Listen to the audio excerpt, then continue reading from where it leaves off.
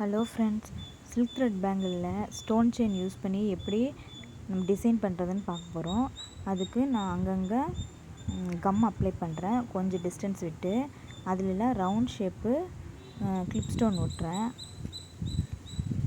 இது வந்து ஒரு 3 mm இருக்கும். அந்த சைஸு ரொம்ப சின்னது கிடையாது, மீடியமான சைஸு. உங்களுக்கு வீடியோவில் பார்த்தாலே தெரியும் எந்த அளவுக்குன்னு.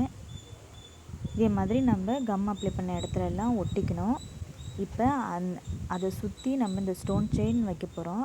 அது மெஷர்மெண்ட் பண்ணி நீங்கள் இதை மாதிரி கட் பண்ணி வச்சுக்கோங்க. இப்போ கட் பண்ணுறேன் பாருங்கள். இதை மாதிரி அதை அந்த ஸ்டோனை சுற்றி கம் அப்ளை பண்ணிவிட்டு இந்த ஸ்டோன் செயினை நம்ம ஒட்டுறோம். பாருங்கள், நீங்கள் கரெக்டான மெஷர்மெண்ட் பண்ணி கட் பண்ணி வச்சுக்கோங்க. இப்போ பாருங்கள், இது கரெக்டாக இருக்குது. இதே மாதிரி இந்த ஸ்டோனை சுற்றி ஒட்டணும்.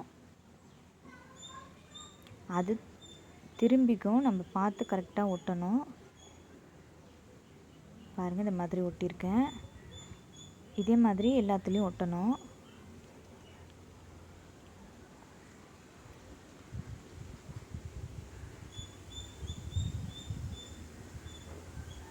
இந்த 3 இதில் ஒட்டியிருக்கேன் பாருங்கள். இப்போ எல்லாத்துலேயும் ஒட்டிட்டேன். இப்போ ஒட்டினதுக்கும் இடையில கேப் இருக்குது. அதிலெல்லாம் சும்மா லைன் மாதிரி கம் அப்ளை பண்ணுறேன். அதில் வந்து கோல்டு கலர் சுகர் பீட்ஸ் எடுத்திருக்கேன். அதிலெல்லாம் அந்த நீட்டுக்கும் சுகர் பீட் வைக்கிறேன். ஒரு 4 பீட்ஸ் வச்சா கரெக்டாக இருக்கும்.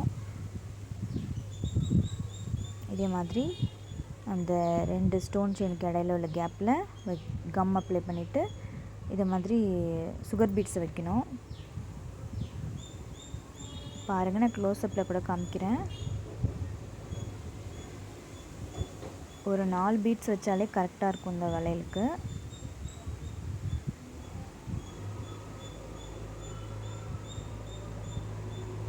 இது சின்னதாக இருக்கிறதுனால கொஞ்சம் பொறுமையாக தான் வைக்கிற மாதிரி இருக்கும்.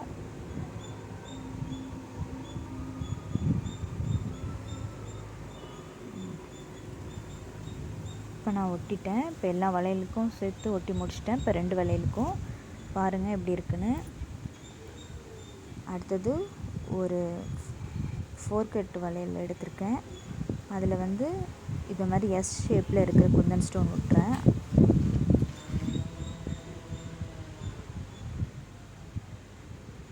இதுவும் ஒட்டி முடிச்சது. இது மாதிரி 4 வளையலுக்கு ரெடி பண்ணியிருக்கேன். 4 வளையலும் அந்த வளையலுக்கு வந்து பார்டர் மாதிரி வைக்கிறதுக்கு. இது பிங்க் அண்டு ப்ளூ கலர் சாரீக்கு மேட்ச் ஆகிற மாதிரி செஞ்சுருக்கேன்.